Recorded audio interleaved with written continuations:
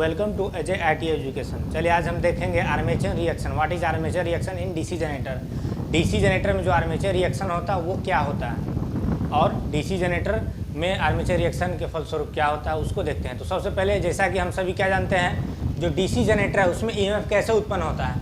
तो DC generator Faraday के electromagnetic induction के सिद्धांत पे काम करता है, जिसके अनुसार क्या होता है, मैग्नेटिक फील्ड में, किसी मैग्नेटिक फील्ड में जब हम कंडक्टर को रख के घुमाते हैं, कंडक्टर का मतलब आर्मेचर। आर्मेचर क्या है? Armature is nothing but the group of a conductor.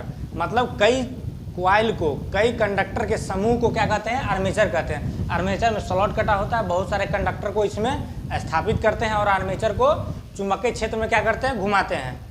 Armature को जब चुंबकीय क्षेत्र में घुमाया जाता है तब वो चुंबकीय क्षेत्र के मेन फील्ड फ्लक्स को क्या करता है, ये जो हमारा मेन फील्ड फ्लक्स है इसको काटता है घूमने के कारण, जिस कारण से आर्मेचर में क्या होता है, ईएमएफ उत्पन्न हो जाता है और हमारा जनरेटर से टर्मिनल वोल्टेज आने लगता है। इस प्रकार से जनरेटर काम करता है। लेकिन यहाँ पे हमको समझना है आर्मेचर रिएक्शन।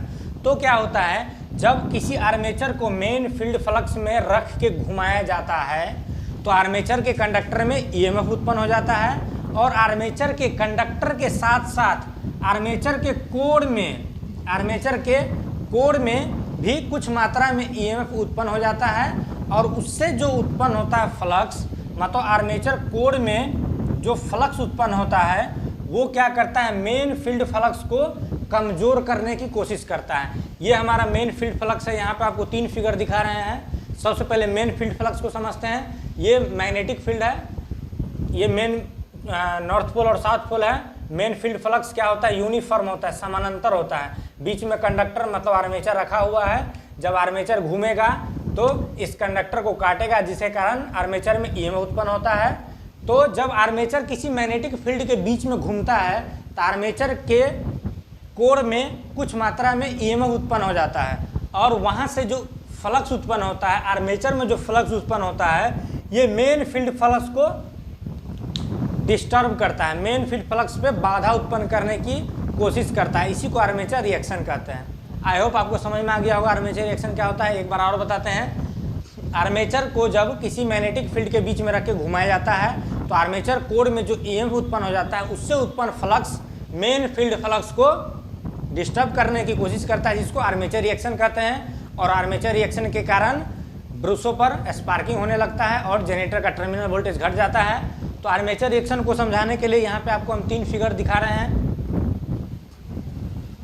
सबसे पहला फिगर में आपको ये दिखाते हैं कि मेन फील्ड फ्लक्स कैसा होता है। जब हमारा आर्मेचर रुका हुआ रहता है तो ये हमारा मेन फील्ड फ्लक्स इस तरह से यूनिफॉर्म रहता है, समानांतर लाइन के रूप में रहता है, बीच में कंडक्टर रखा हुआ है। इस कंडीशन में क्या होता है, जनरेटर का, आर्मेचर का GNA और MNA, GNA होता है ज्योमेट्रिकल न्यूट्रल एक्सिस और MNA होता है मैग्नेटिक न्यूट्रल एक्सिस।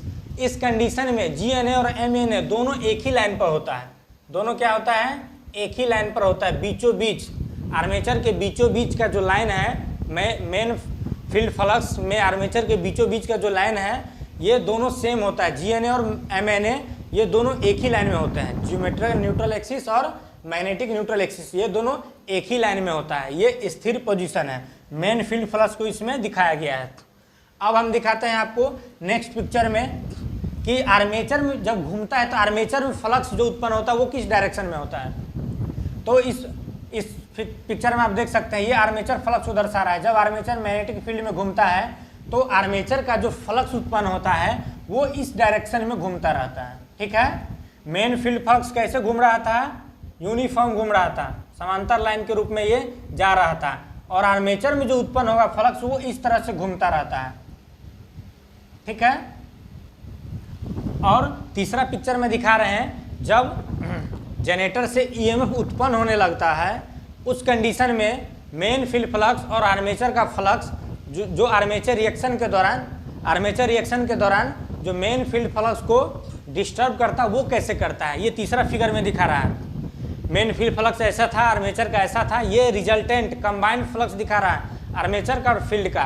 तो जब हमारा टर्मिनल से वोल्टेज निकलना लगता है तो आर्मेचर से जो फ्लक्स उत्पन्न होता है वो कैसे डिस्टर्ब करता है, आप देख सकते हैं यहाँ पे ये क्या करता है, मेन फील्ड फ्लक्स के जो यूनिफॉर्म लाइन था उसको ऐसे कर दिया। मेन फील्ड फ्लक्स में इस प्रकार से क्या करता है, बाधा उत्पन्न करने लगता है, डिस्टर्ब करने लगता है, मेन फील्ड फ्लक्स को कमजोर करने लगता है। यही आर्मेचर रिएक्शन। आर्मेचर के कोर में जो फ्लक्स उत्पन्न होता है वो मेन फील्ड फ्लक्स को कमजोर करने की कोशिश करता है, जिसे हम आर्मेचर रिएक्शन कहते हैं। तो ये मेन फील्ड फ्लक्स को क्या करता है, यूनिफॉर्म खत्म कर देता है इसका, ऐसे इस तरह से ये अब क्रॉस कर रहा है, ठीक है। यही आर्मेचर रिएक्शन कहलाता है। इस कंडीशन में क्या होता है, जो GNA और MNA है, GNA तो बीच पोजीशन में रह जाता है, लेकिन जो हमारा मैग्नेटिक न्यूट्रल एक्सिस होता है ये GNA से कुछ अंश खिसक जाता है, कुछ डिग्री GNA से MNA क्या हो जाता है, दूर चला जाता है। इसी कंडीशन में ये जितना दूर होगा, GNA से MNA जितना अधिक डिग्री दूर चला जाएगा उतना ज़्यादा बरस पर क्या होने लगेगा, स्पार्किंग होने लगेगा, उतना ही ज़्यादा हमारा टर्मिनल वोल्टेज क्या हो जाता है, कम हो जाता है। इस प्रकार से आर्मेचर रिएक्शन जो है मेन फील्ड फ्लक्स को कैसे कमज़ोर करने की कोशिश करता है, कैसे डिस्टर्ब करता है, आप समझ सकते हैं। इसमें दो चीज़ और है जिसको समझ लेते हैं। TPT और LPT क्या होता है।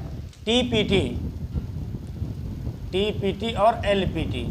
TPT का पूरा नाम ट्रेलिंग पोल टिप होता है और LPT का पूरा नाम लीडिंग पोल टिप होता है। इसमें तीसरा पिक्चर में देखिए, इस कंडीशन में क्या होता है, जब आर्मेचर और फ्लक्स साथ साथ काम करता है, आर्मेचर का फ्लक्स और मेन फील्ड फ्लक्स जब साथ साथ काम करता है तो इस प्रकार से इसका ग्राफ बनता है। इसमें क्या होता है, किसी पोल का वह सिरा जो आर्मेचर के घूमने की दिशा में सबसे पहले आता हो, तो आर्मेचर ऐसे घूमता है तो सबसे पहले कौन सा सिरा आएगा, ये सिरा आएगा। किसी पोल का वह सिरा जो आर्मेचर के घूमने की दिशा में सबसे पहले आता हो उसको लीडिंग पोल टिप कहते हैं, ठीक है, लीडिंग पोल टिप कहते हैं। और लीडिंग पोल टिप के निकट फ्लक्स क्या हो जाता है, सबसे कमजोर होता है। और आर्मेचर का और पोल का वह सिरा जो आर्मेचर के घूमने के दिशा में बाद में आता हो, पहले LPT आता है, बाद में जो सिरा आता है उसको TPT कहते हैं, ट्रेलिंग पोल टिप कहते हैं। और यहाँ पे क्या होता है, फ्लक्स सबसे मजबूत होता है, इस सिरा पे फ्लक्स क्या होता है, सबसे मजबूत होता है।